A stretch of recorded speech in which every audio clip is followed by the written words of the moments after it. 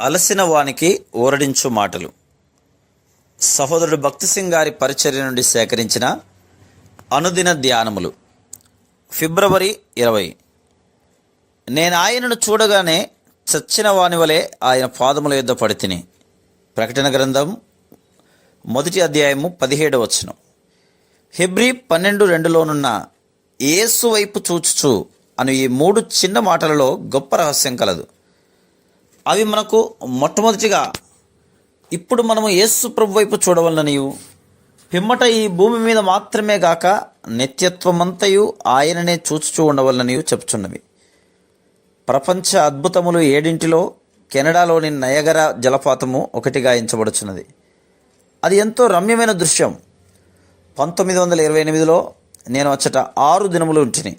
అప్పుడు నేను ఆ జలపాతమును సూర్యోదయమున, మధ్యాహ్నమున, సూర్యాస్తమయమున వెళ్ళి దర్శించసాగితిని. వాటిని నేను నూతన విధానంలో చూడసాగితిని.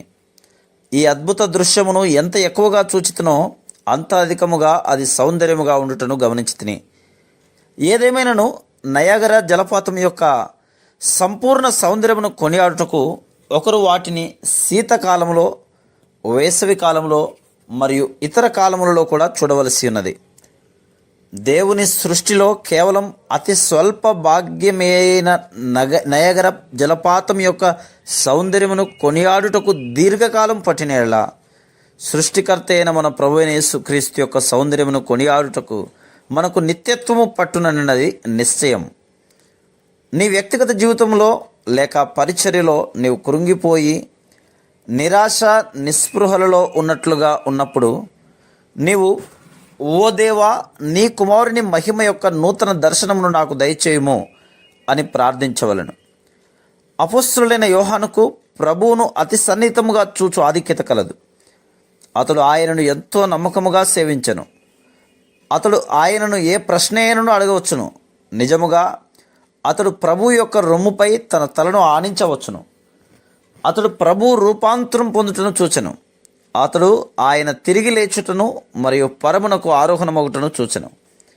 అయితే ఇప్పుడు ప్రకటన గ్రంథంలో యోహాను తన వృద్ధాప్యములో ఆయనను పూర్తిగా నూతన విధానంలో చూచెను. ఆయన ప్రభు అయిన యేసు క్రీస్తు అని అతనికి తెలియను. నీవు ఎవరు అని అతనికి అడగవలసిన అవసరత లేదు. ఎందుకనగా అల్ఫాయు ఒమేగయు నేనే, నేను మొదటి వాడను కడపటి వాడను అను స్వరము చెప్పుట వినెను. ప్రకటన గ్రంథం 1వ అధ్యాయము 8-18 వచనాలు. యోహాను తనతో మాట్లాడుచున్న స్వరమేమిటో అని చూడ తిరిగిన వెంటనే అతడు ఆయన పాదముల యొద్ద పడి, ఓ ప్రభువా, నీవు ఎంతో సౌందర్యము గలవాడవు, నీవు ఎంతో గొప్పవాడవని నేనెంత మాత్రం ఎరగలేదు అని చెప్పాను. ఎందుకు మన ప్రభువు యోహాను కట్లు కనబడెను? జవాబు చాలా సామాన్యమైనది. మన ప్రభువు యోహానుతో, నా ప్రజలు నా వలె కావాలని కోరుచున్నాను అని చెబుతున్నాడు.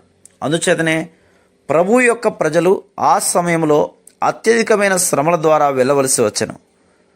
ప్రస్తుతం ఉదాహరణకు స్వచ్ఛమైన ప్రకాశించు బంగారము కావాలని కోరినలా బంగారము అగ్నిలో కరిగించబడి శుద్ధి చేయబడవలను.